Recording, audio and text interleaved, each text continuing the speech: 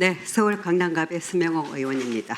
후보자님, 네, 위원님. 여성가족부 장관 지명으로 국회에서 제출된 후보자의 인사청문 요청안의 주민등록표에 따르면은 후보자 본인과 배우자, 자녀, 그리고 후보자의 모친까지 가족 모두가 화곡동 강서 힐스테이트 아파트에 전입신고를 하고 전세로 거주하고 있는 것으로 나타났습니다. 맞죠? 맞습니다, 위원님. 한 가지 특이한 사항은 배우자께서는 서울시 종로구 내수동에 2021년 4월과 22년 6월 각각 계약한 오피스텔과 아파트에 대한 전세 입찰권 2건을 보유하고 있습니다. 좀 더 자세히 살펴보니까 오피스텔은 보증금 2천에 월세 153만 원, 아파트는 보증금 5천에 월세 450만 원입니다. 또한 603만 원으로 2022년 6월부터 월세로만 무려 603만 원이 매월 금액으로 지출되고 있습니다. 대한민국의 1등 로펌 변호사이시니까 그럴 수도 있겠구나 생각이 들다가도 배우자의 채무, 즉 빚을 보면 이해하기가 쉽지 않습니다. 현재 배우자의 채무가 약 9억 2천만 원에 달합니다. 9억 2천만 원의 부채가 있음에도 매월 월세로만 603만 원이라는 금액을 지출하는 것이 과연 우리 국민의 일반적 상식과 눈높이에 맞지 않은 바 저는 별도의 자료를 요구하였습니다. 오피스텔과 아파트 이용 목적이 과연 무엇인지 여기에 대한 소명 자료를 여성가족부에 요청하였습니다.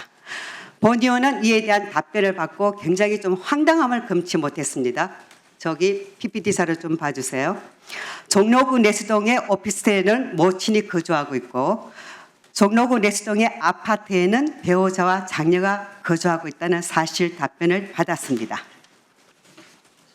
정리하자면 실제 전입신고를 한 화곡동 강서 힐스테이는 후보자 혼자만 거주하고 나머지 가족은 모두 종로구 내수동에 실거주하고 있다는 사실입니다. 배우자와 후보의 모친은 종로구 아파트에 실거주하는 사실관계 확인으로 위장 전입이라는 주민등록법 제37조 3의 2 위반 소지가 다분합니다. 후보자님, 네, 지난 위원님. 총선 때 따님 투표하셨습니까? 한 것으로 알고 있습니다. 아니, 보호자로서 정확한 답변 부탁드리겠습니다. 당시 저는 저 혼자서 사전투표를 했기 때문에 뒤늦게 아이가 투표했다는 이야기를 전해 들은 것은 기억을 합니다. 따님은 강서구에서 투표하지 않았습니까? 사전투표는 아무 데서나 할 수 있는 걸로 알고 그러면 있습니다. 따님은 사전 투표했습니까? 그런 걸로 알고 있습니다. 네, 그건 나중에 확인하겠습니다.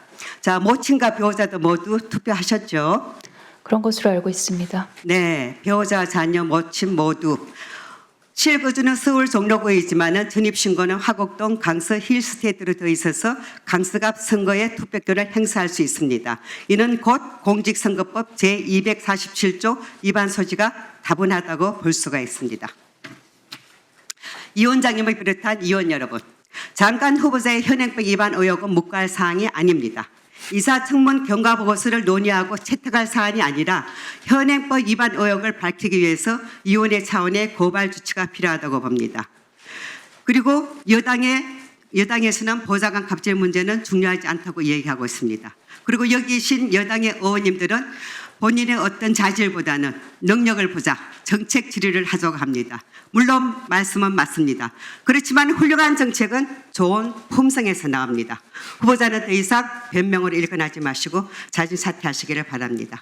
또 하나 더 질의를 드리겠습니다. 이거는 자료 요구하고 관계되는 사항입니다. 후보자께서는 가사도우미 증빙자료 제출에 대해서 민주당 의원님들께는 열람시켜 드렸고 야당 의원님들께는 자녀와 가사도우미의 유대감과 정서 등을 고려해서 제출이 어렵다고 하였습니다. 도대체 자료 제출과 자녀 사항이 무슨 연관이 있습니까? 의사인처로서도 도저히 저는 이해가 가지 않습니다.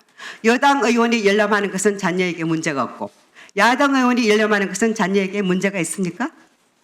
어른인 저로서도 정말 이해가 되지 않습니다.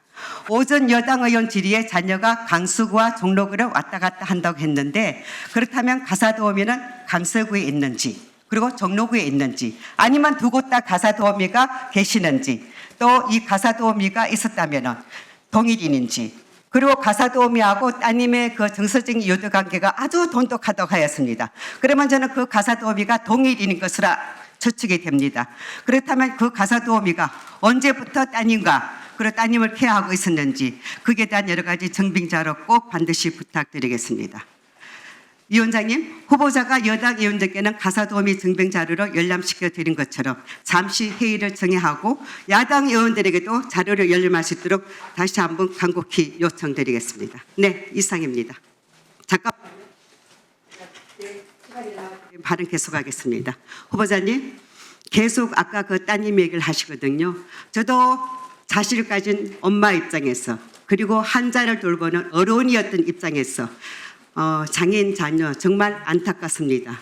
정말 저도 제가 같은 어른이고 엄마들 입장에서 저도 뭐라도 도와드리고 싶습니다.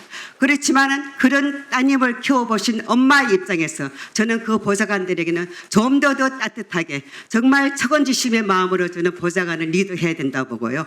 보좌관실 하나조차 제대로 리드를 못하는데 과연 어느 대한민국의 부처 리드할 수 있겠습니까? 저는 자격이 안 된다고 봅니다. 여가부 장관 할 사람 정말 그렇게 없습니까? 저는 아니라고